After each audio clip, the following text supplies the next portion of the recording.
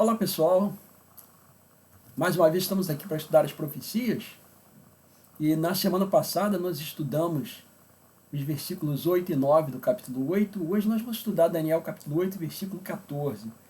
Essa profecia é uma profecia muito importante, extremamente importante, porque é a profecia que é uma espécie de vetor, ela vai indicar o surgimento do movimento adventista do sétimo dia, ok?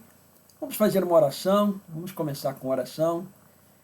Elevado Pai, muito obrigado, meu Deus, por podermos abrir a Tua palavra e estudá-la conforme a Tua vontade.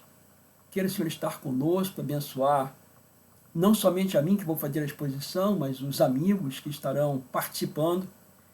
Que todos nós recebamos de Ti a iluminação do Espírito Santo. Senhor, eu te rogo no sagrado nome do Senhor Jesus Cristo. Amém. Bem, pessoal, o texto, Daniel 8,14, está aqui na minha Bíblia, vamos ler. Ele me disse, até 2.300 tardes e manhãs o santuário será purificado. E ele está falando isso aqui por quê? Porque houve uma profanação do santuário, como nós já havíamos estudado aí anteriormente. O texto do verso 12 diz assim, o exército lhe foi entregue nas mãos, ele está falando aqui a respeito do chifre pequeno, ou ponta pequena, com o contínuo por causa das transgressões, e deitou por terra a verdade e o que fez prosperou. Depois ouvi um santo que falava, e disse outro santo, aquele que falava, até quando durará a visão do contínuo e da transgressão assoladora, visão na qual é entregue o santuário e o exército a fim de serem pisados? Ele me disse, até 2.300 tardes e manhãs o santuário será purificado. Então esse é o assunto que nós vamos abordar agora. Até 2.300 tardes e manhãs o santuário será purificado. Em primeiro lugar, nós vamos fazer aqui uma abordagem a respeito do sentido, não é? O que significa 2.300 tardes e manhãs? Essa é uma profecia muito importante para todos nós que vivemos nesta época em que nós estamos vivendo agora. Pessoal, deixa eu falar uma coisinha para vocês. Eu não consegui tirar alguns ruídos aí do PowerPoint. Por muito que eu tenha trabalhado, então de vez em quando vai vir um ruídozinho aí vai dar uma despertada em quem estiver com sono, né? Mas assim, vamos lá então, pessoal. Ele me disse, até 2.300 tardes e manhãs o santuário será purificado. É digno de nota o seguinte, os hebreus, assim como nós, eles não utilizavam esse tipo de linguagem quando eles queriam fazer uma referência direta. Se ele quisesse fazer uma referência direta, ele dizia, até 2.300 anos ou até 2.300 dias tal coisa vai acontecer. Quando ele utiliza tardes e manhãs, nitidamente nós estamos vendo aqui uma linguagem simbólica. A palavra tardes e manhãs vem do hebraico erev boker, que é utilizado lá no livro de Gênesis. Foi tarde e manhã o primeiro dia, erev boker. Tarde e manhã o segundo dia, erev boker. Isso quer dizer um dia de 24 horas, que, como nós estudamos simbolicamente, cada dia representa um ano. Tá ok? Então isso é importante a gente observar. Então está aí. Tá certo? O tarde e manhãs, primeiro dia, Gênesis 1, versículo 5. Isso quer dizer que uma tarde é o período que vai do pôr do sol de um dia até mais ou menos o amanhecer do outro dia. Então você tem de pôr do sol ao amanhecer. Vamos colocar mais ou menos para a gente entender. Seria de 6 horas da tarde a 6 da manhã. Seria a tarde. Amanhã seria de 6 da manhã, ao amanhecer, até o pôr do sol, por volta de 6 horas da tarde, só para a gente poder ter uma compreensão. Então isso aí significa um dia completo. Esse princípio, como nós já estudamos aí, eu acho que é uns 2 assuntos passados, eu vou utilizar para vocês aqui um texto que é muito conhecido, Números 14, verso 34.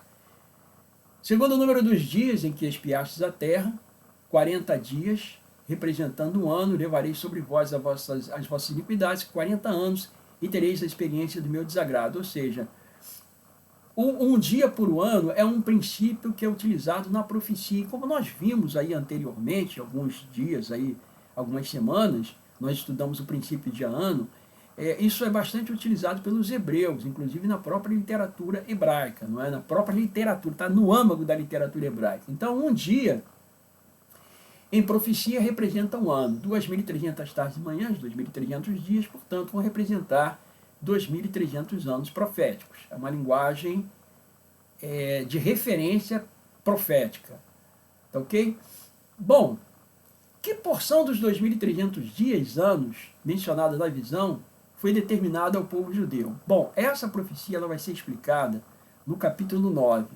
No verso 24 está escrito assim: 70 semanas estão determinadas sobre o teu povo e sobre a tua santa cidade. Essa expressão para determinadas é uma expressão que quer dizer cortada ou separada. Como você pega um bolo, você tem lá um bolo inteiro, você tira uma fatia do bolo, você está cortando, você está separando um pedaço do todo. Essa expressão quer dizer exatamente isso.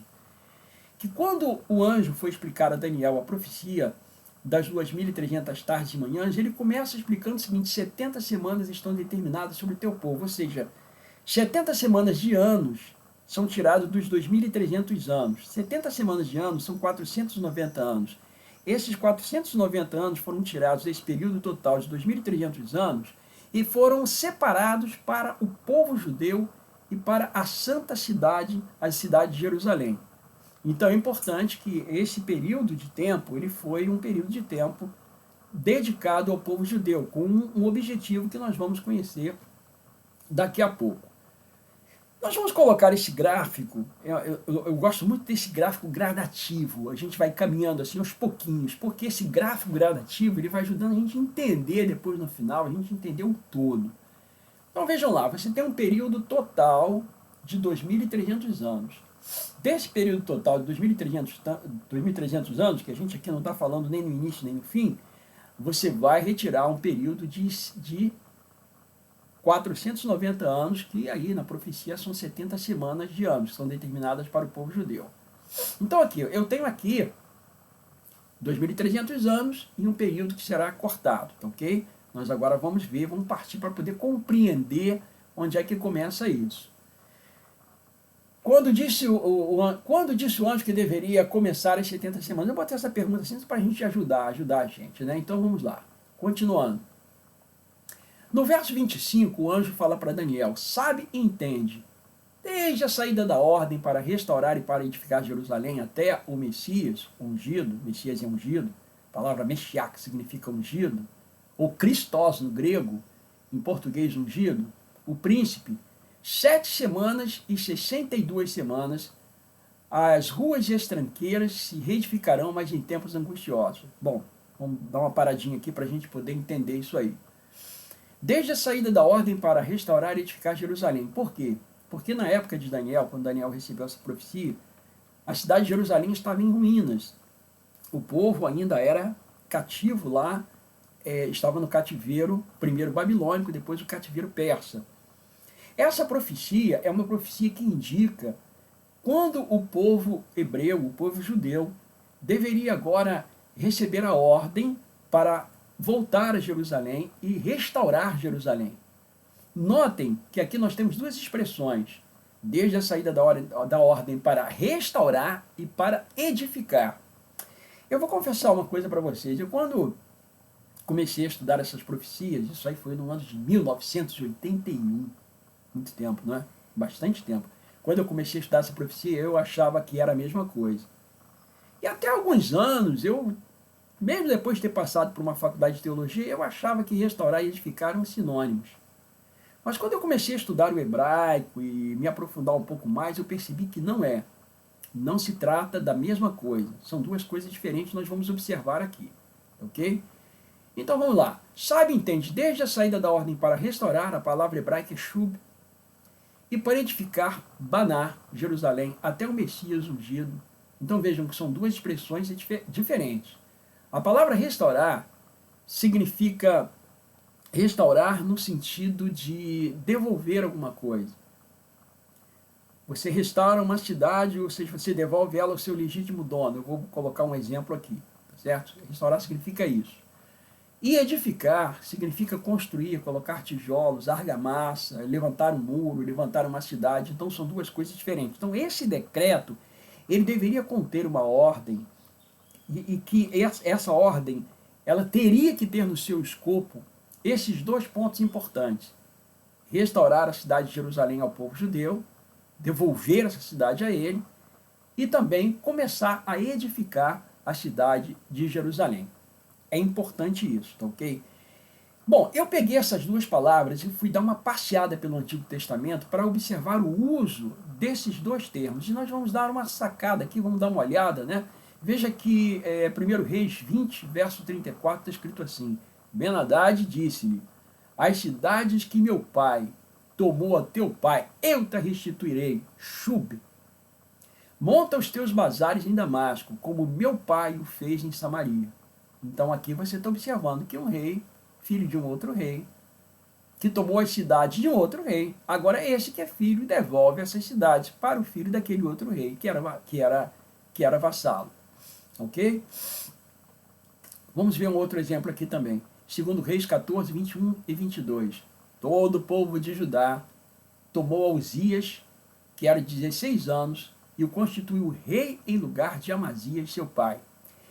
Ele edificou Baná, aí está falando de construção, né, edificar mesmo, altar tijolos e tudo.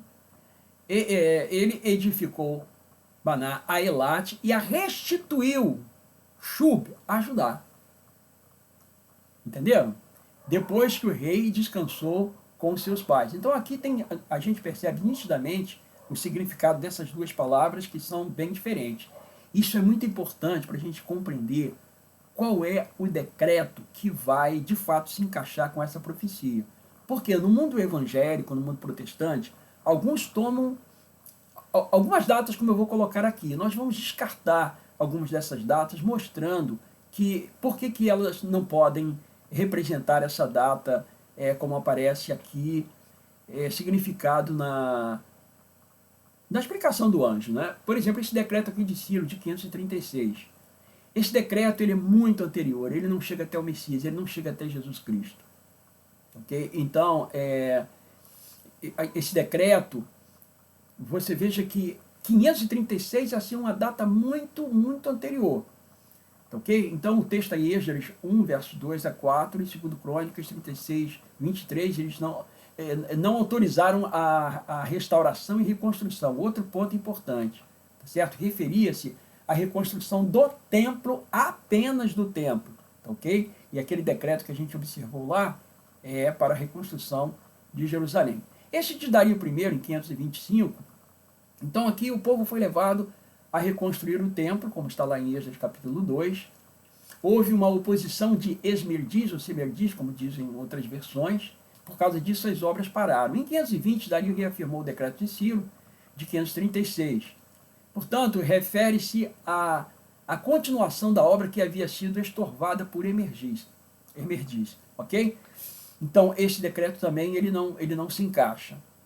Esse outro aqui, que também é uma data bastante conhecida, 445, é apenas uma reafirmação do decreto suspenso que havia sido promulgado em 457, que nós vamos ver que é, de fato, o decreto que contém esses elementos.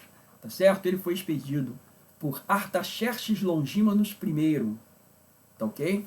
Esse decreto, nós podemos ler aí Esdras 7, de 11 a 26, decreto de Artaxerxes Longímano I, rei da Pérsia, expedido no 7º ano de seu reinado, no outono do ano 457 a.C. Ele é o único que combina a evidência interna, ou seja, que você vai encontrar esses dois termos, né? Você tem ali a restituição da cidade de Jerusalém, tá certo? E a restauração, com as evidências externas, tá certo? Então você tem a interna bíblica e você tem a externa, historicamente, acontecendo essa volta do povo e agora eles se estabelecendo lá em Jerusalém, tá certo? Então, nesse decreto, acontece a restituição de Jerusalém ao povo judeu e a restauração daquela cidade, que é a cidade de Jerusalém, tá certo? Vamos ler aqui uma parte, que o versos 11 e 13 está escrito assim: esta é a cópia da carta que o rei Artaxerxes deu ao sacerdote Esdras. Por mim se decreta, diz o rei, que no meu reino todo aquele do povo de Israel e dos seus sacerdotes e levitas que quiser ir contigo a Jerusalém, vá. Então ele está dando carta branca. Notem que aqui não significa a independência total do povo hebreu. Não é isso, mas o povo está recebendo agora autorização para ir, reconstruir a sua cidade, retomar a sua cidade, morar na sua cidade, praticar a sua religião. É quase que uma independência total. Não é? Então esse decreto queria dizer isso. No versos 7 e 8, também subiram a Jerusalém alguns dos filhos de Israel, dos sacerdotes, dos levitas, dos cantores, dos porteiros e dos servidores do templo. No 7º ano do rei Artaxerxes, Esdras chegou a Jerusalém no 5º mês, no 7º ano deste rei. Ok? Então esse decreto aqui é muito interessante. Portanto, a gente encontra a data do começo dessa profecia, 457 a.C. E se você quiser atestar essa data, nós temos aí muitos materiais importantes de cronologia, que vai levar em consideração a questão de Olimpíadas e astronomia, e enfim. Né? Essa data é uma data muito segura, 457, portanto, é o começo da profecia das 2.300 tais manhãs, ou 2.300 anos, e é também o início das 70 semanas, ou 490 anos, que foram dedicados para o povo judeu. O texto diz que a ordem para reedificar Jerusalém começaria, portanto, nessa data de 457. Ok? Agora, uma outra pergunta para a gente continuar entendendo aí, não é, o trabalho que nós estamos estudando. Que parte desse período deveria ir até Cristo, ou ungido, ou Messias? Porque essa profecia ela vai chegar ao Messias. E que parte dela? Bom, em Daniel 9:25, o anjo diz para Daniel, sabe e entende, desde a saída da ordem para restaurar e para edificar Jerusalém, 457, até ao Messias, ou seja, de 457 eu tenho que chegar até o Messias, até Jesus, o príncipe, 7 semanas e 62 semanas, as ruas, as tranqueiras se edificarão, mas em tempos angustiosos. Eu vou falar para vocês algo. Normalmente, quando eu estou em algum lugar dando palestra sobre isso, né, agora a gente está fazendo pelo Zoom, mas a gente costuma dar em salões, em igrejas, enfim, eu costumo dizer para as pessoas o seguinte, que Deus aqui, ele usa uma espécie de linguagem enigmática. Porque Deus tem interesse em que seu povo compreenda bem isso, seu povo precisa saber bem isso. Então ele usa como se fosse uma espécie de um quebra-cabeça, um enigma. Então ele diz assim, 7 semanas e 62 semanas. Por que Deus faz assim? Para que nós possamos raciocinar e colocar todos os parâmetros no seu devido lugar. É um encaixe, as coisas vão se encaixar. E nós vamos entender isso aqui muito bem. Tá? Em primeiro lugar, quando foi que Jesus Cristo passou a ser o Messias, ou quando ele recebeu o seu messiato? Ou mais precisamente, quando ele começou o seu ministério messiânico? Em que ocasião especial Jesus recebeu a sua unção, essa unção especial? Em que época foi? Logicamente foi no seu batismo, tá certo? Então, e aconteceu, ao ser todo o povo batizado, também foi Jesus. E estando ele a orar, o céu se abriu e o Espírito Santo desceu sobre ele em forma corpórea como pomba. E ouviu-se uma voz do céu, tu és meu filho amado, em ti me comprazo. Então aqui nós temos a presença da divindade. Você tem o Filho, o Espírito Santo e a voz do Pai. Nesse momento, o Senhor Jesus, ele recebe então aqui o seu messiato. Ele começa agora a sua obra messiânica. E a descida do Espírito Santo sobre ele representa uma unção toda especial.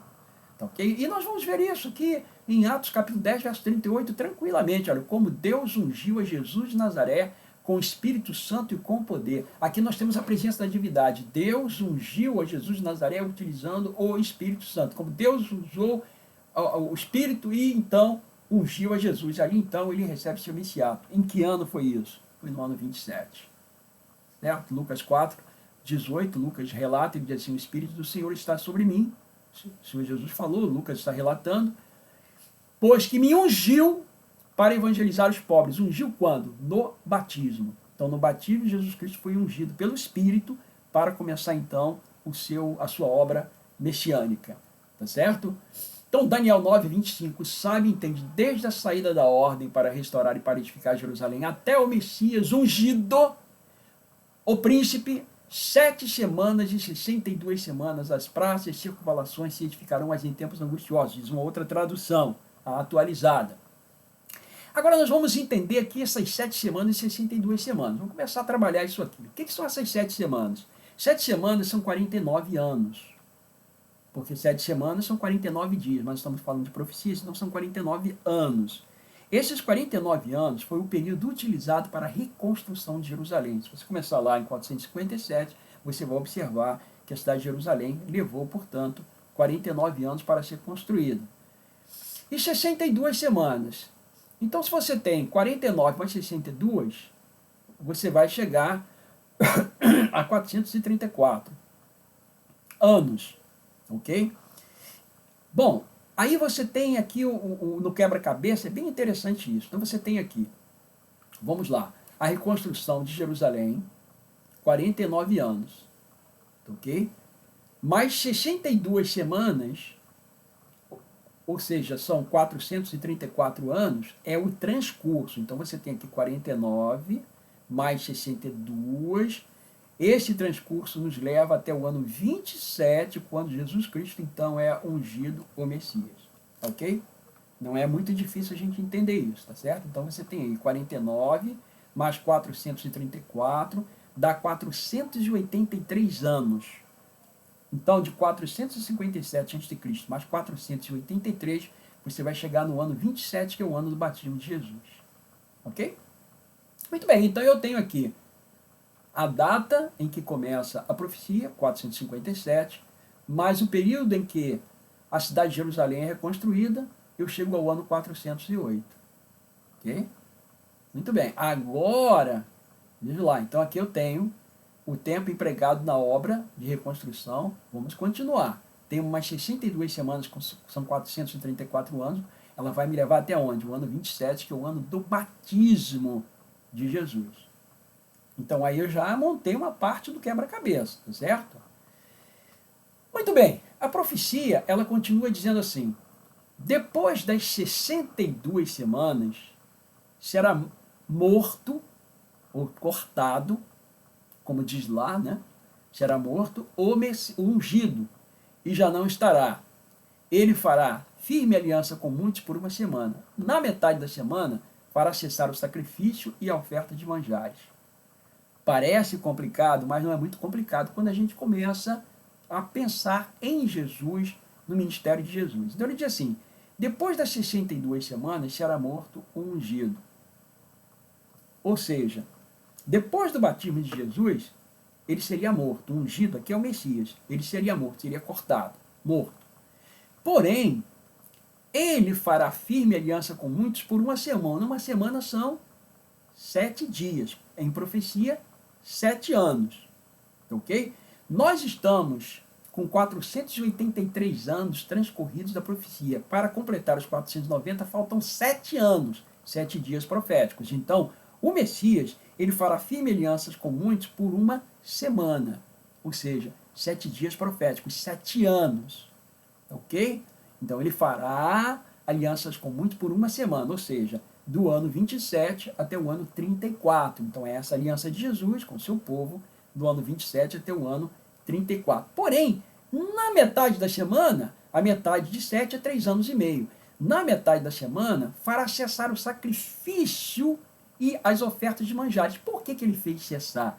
Porque ele morreu na cruz como Cordeiro de Deus que tira o pecado do mundo. Ou seja, 3 anos e meio depois de seu ministério, ele faz cessar as ofertas e os sacrifícios. Porque o véu do santuário se rasgou de alto a baixo, o cordeiro foge da mão do sacerdote, aquele cordeiro que ia ser sacrificado, porque o cordeiro de Deus que tira o pecado do mundo havia sido ali sacrificado na cruz do Calvário. Então, com isso, com a morte de Jesus, encerra completamente esse serviço no santuário terrestre. Eles deixam de ter completamente significado, eles não têm mais significado algum. Por quê? Porque o Messias veio e o Messias, então, morreu pelos pecados da humanidade. Ok? Só que você vai perguntar, mas espera aí, Josimir, mas o texto diz que a aliança dele com muitos é por uma semana. Como a gente entende isso? A gente entende que Jesus continua essa aliança com o seu povo, o seu antigo povo, o povo eleito, até o ano 34, através dos seus discípulos. E isso é muito simples, porque Deus, na sua misericórdia, ele queria que todos os hebreus naquela época tomassem conhecimento de tudo que estava acontecendo, inclusive que o Messias tinha vindo e que já tinha feito a sua obra.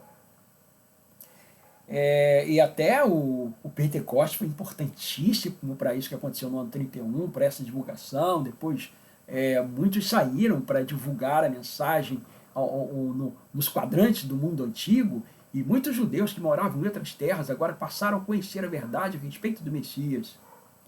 Portanto, o Senhor deu ao seu povo, seu antigo povo eleito, mais 3 anos e meio depois da morte do Messias, para dar a eles uma oportunidade de aceitação desse Messias, ou de rejeição. Deus deu a eles aí o privilégio da escolha.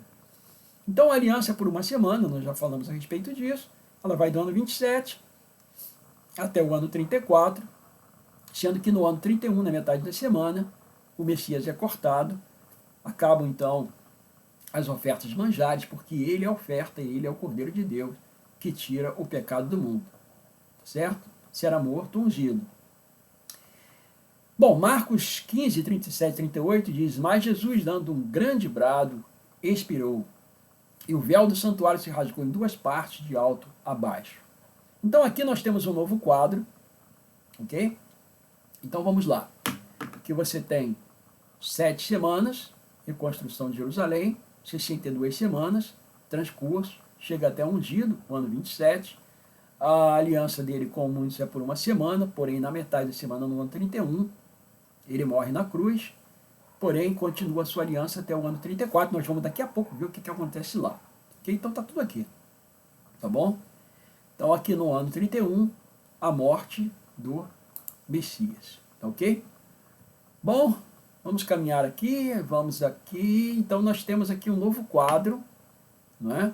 Nós chegamos aqui no ano 27, batismo de Jesus, aliança com muitos é por uma semana, ou seja, 7 anos, sendo que no ano 31, na metade da semana, o Senhor Jesus Cristo morre na cruz, mas a aliança com ele com o seu povo, dele com o seu povo até o ano 34, porém no ano 31 é morto o Messias. Bem, você deve estar se perguntando, então, o que aconteceu aí de tão importante no ano 34? O que acontece no ano 34? Bom, vamos lá, 70 semanas estão determinadas sobre o teu povo. Ou seja, o ano 34, ele vai completar as 70 semanas, os 490 anos. E se completam aí. O que acontece nesse período? Foi o apedrejamento de Estevão, que ajoelhando-se clamou em alta voz: Senhor, não lhes impute este pecado. Com estas palavras adormeceu. Atos 7, 59 e 60. Mas você deve estar se perguntando, por que a morte de Estevão? Por que a morte de Estevão é tão importante para selar essa profecia? Bom, nós vamos entender aqui o porquê, mas primeiro nós vamos passar um pouquinho, vamos analisar um pouquinho aqui o cômputo, tá? Nós encerramos aqui no ano 34, ok? No ano 34, o que encerra? A profecia das 70 semanas ou 490 anos, que são determinados para o povo judeu. O povo judeu deveria aceitar ou rejeitar o Messias. Se o povo judeu tivesse aceitado o Messias, Jerusalém não teria sido destruída no ano 70. Ela seria a gloriosa capital de onde se pregaria o Evangelho. Mas, infelizmente, o povo judeu rejeitou completamente o Messias. Veio para os que eram seus, mas os seus não receberam. E aí eles acabaram, digamos, calando a boca do último profeta que tinha sido enviado para poder adverti-los. Então a pergunta é, o que deveria acontecer no final das 70 semanas? Bom, nós temos aqui uma série de cláusulas que é importante a gente analisar. Tá, okay? O capítulo 9, verso 24 diz assim: 70 semanas estão determinadas sobre o teu povo para quê? Para cessar a transgressão, para dar fim aos pecados, para expiar a iniquidade, trazer a justiça eterna, selar a visão e a profecia, e para ungir o Santo dos Santos. Tudo isso aí era uma obra de Jesus. Jesus deveria, com a sua morte na cruz, fazer cessar a transgressão, dar fim aos pecados, expiar a iniquidade, trazer a justiça eterna. Tudo isso ele deveria fazer. Sendo que esse período dessas 70 semanas, ela seria importante também para poder selar a visão. Selar a visão e a profecia. A visão aí é a palavra razão. Porque no capítulo 8 você tem duas expressões para visão. Você tem a maré, que tem a ver com a aparição de um anjo, e o aspecto numérico, ok? 2.300 tardes, isso é um aspecto numérico. E você tem a razão, que é a visão de uma maneira geral, que é a visão do bode, do carneiro, toda a visão de uma maneira geral é chamada de razão. Essa razão é exatamente a mensagem profética que era entregue para os profetas hebreus. Então, essa visão, ela deveria ser selada também no final das 70 semanas. Então, ele diz assim, e selar a visão e a profecia, sendo que no texto original, a palavra ali é nabi. É interessante que essa palavra nabi, primariamente, ela significa profeta. Então, nós poderíamos entender que um profeta enviado por Deus, ele seria selado, ele seria fechado, ou ele seria morto, como um sinal de que o povo de Deus o povo antigo de Deus estava rejeitando a mensagem de Deus para ele. Por quê? Porque esse profeta, ele fala em nome do Messias. Ele vem para trazer a mensagem messiânica. Ele vem para poder tentar introduzir no coração do povo de Deus esse Messias. E ele então é selado. E esse profeta que foi selado, é exatamente Estevão. Tá ok? Então, os judeus deveriam encher a medida de sua iniquidade, rejeitando, crucificando o Messias. Não seria, então, por mais tempo o povo de Deus. Eu coloquei aqui uns textos, né, para a gente poder depois, você fazer uma análise, eu vou adiantar, para dar fim aos pecados, né? Nós vamos ver esses textos aqui. Tudo isso foi feito por Jesus Cristo, trazer a justiça eterna. Eu vou avançar e ungir o Santo dos Santos. Ou seja, quando Jesus Cristo subiu no ano 31 ao santuário, ele inaugurou o santuário. E como acontecia lá no livro de Êxodo, quando Moisés foi inaugurar o santuário, ele ungiu o santuário, ungiu Arão, o sumo sacerdote, os sacerdotes, e Jesus também deveria então ungir ao santuário celestial. Quando ele subiu aos céus, ele fez isso. Ok? Essa profecia é extraordinária. Então, continuando, o que deveria acontecer no final desta semana? Nós vamos repetir aqui, para selar a visão e o profeta. A profecia aqui, o profeta. Bem, quando Estevão foi acusado pelos seus irmãos hebreus de estar inclusive traindo o seu povo, ele disse, não, na verdade eu estou aqui para pregar a respeito do Messias, do Cristo, do Salvador. E ele foi levado a julgamento por pregar a respeito de Jesus Cristo. Agora, para a gente poder entender bem as palavras de Estevão, é muito importante a gente entender a formulação do concerto que era feito no passado. Deus, quando fez o concerto com o seu povo, ele fez o concerto conforme as formulações que eram feitas naquela época, no passado, naqueles dias, naqueles idos. E nós vamos entender essas sessões, eram 5 sessões que compunham o concerto de um suzerano com um vassalo. Primeiro, esses concertos, o concerto que era feito suzerano com um rei suzerano com um vassalo, ele tinha um preâmbulo que identificava o suzerano, ele dizia quem ele era, o prólogo que recita a história relacionando o suzerano com o vassalo, as estipulações do concerto, qual é o dever de um, qual é o dever do outro, as testemunhas do concerto e as bênçãos ou as maldições pela obediência ou pela quebra desse concerto. Nós vamos ver isso em Miqueias no capítulo 6.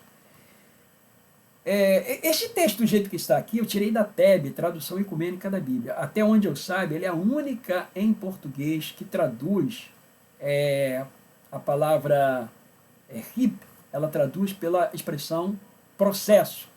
Então, ouvi, pois, o que diz o Senhor.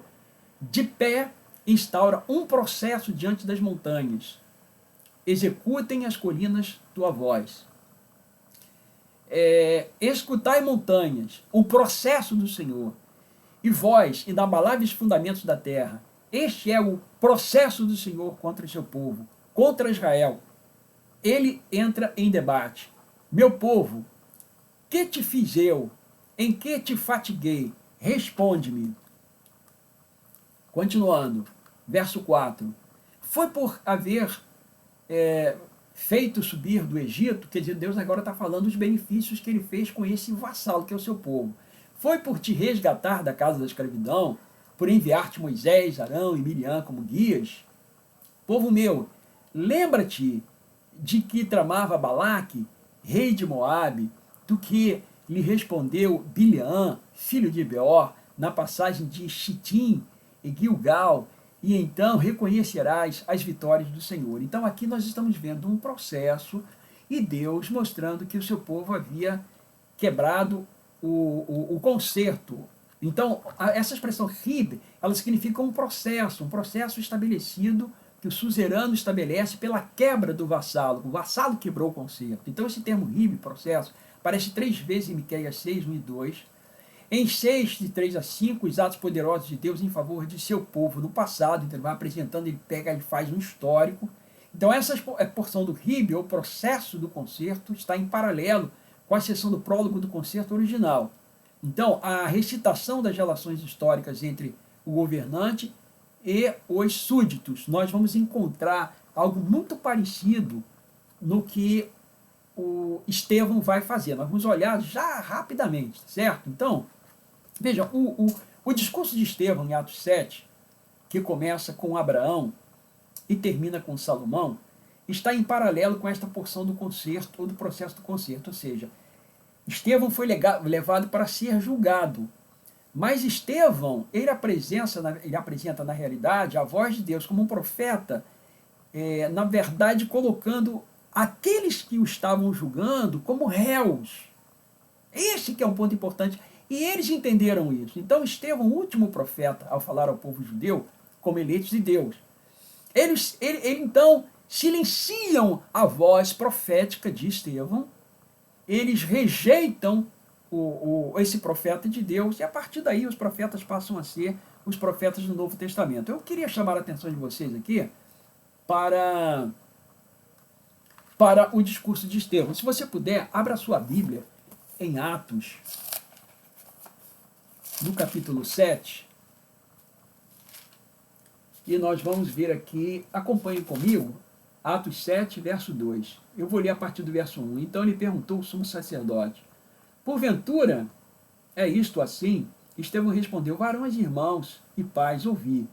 O Deus da glória apareceu a Abraão, nosso pai, quando estava na Mesopotâmia, antes de habitar em Harã. Ele disse: sai da tua terra, da tua parentela, etc. Eu não vou continuar a ler, depois você pode ler o texto todo. Então vejam aqui. Aqui ele começa chamando de irmãos no verso 2.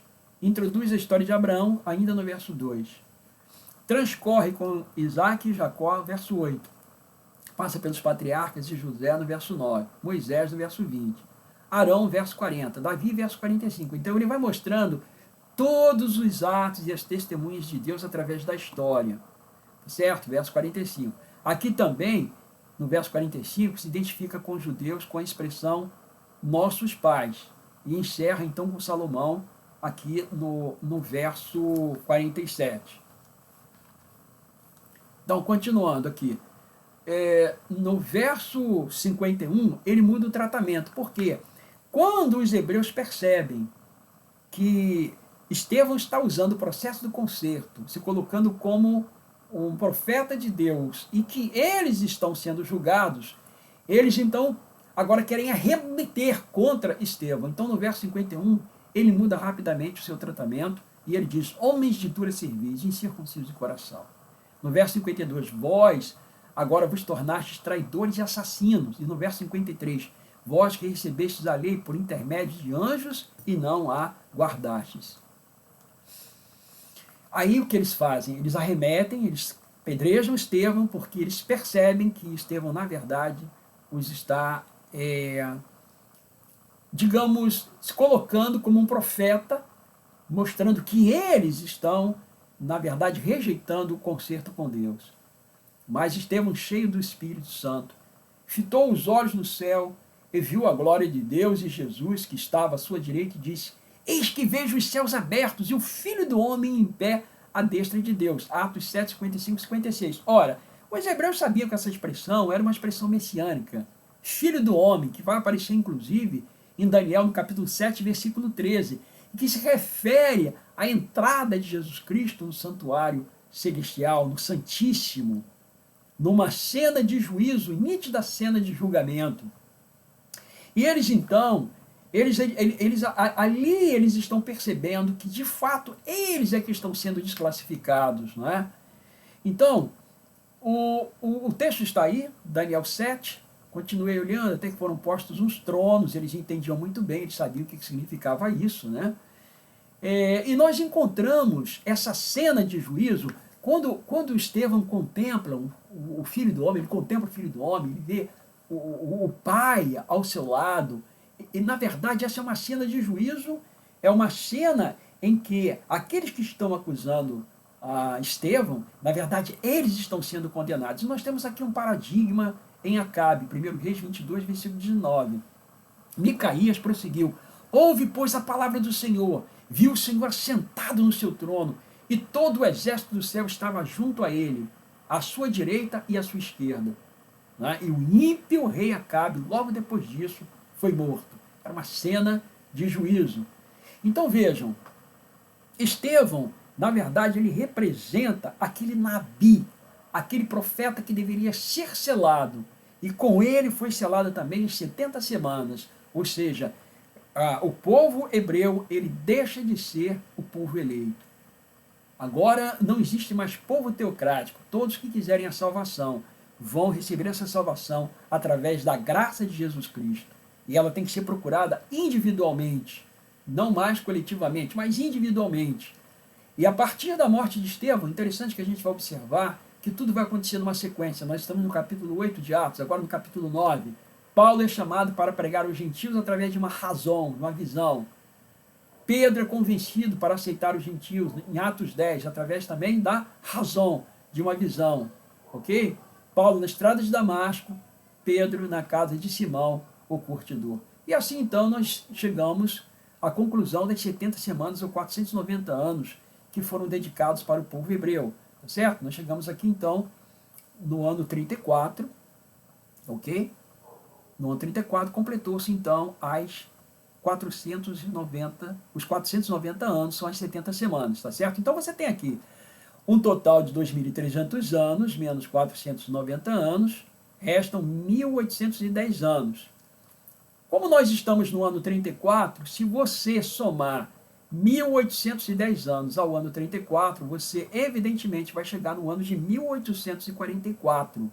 Esse ano de 1844 é quando o santuário deveria ser purificado, ou seja, quando Jesus Cristo deveria agora começar o seu ministério no Santíssimo do Santuário Celestial. E quando ele terminar essa obra no Santíssimo do Santuário Celestial, ele deve então vir aqui à terra para buscar o seu povo, agora reivindicado pelo seu sangue. É muito interessante isso. Bom, então, o que nós depreendemos disso? Vamos lá. Nós temos aqui algumas conclusões, ok?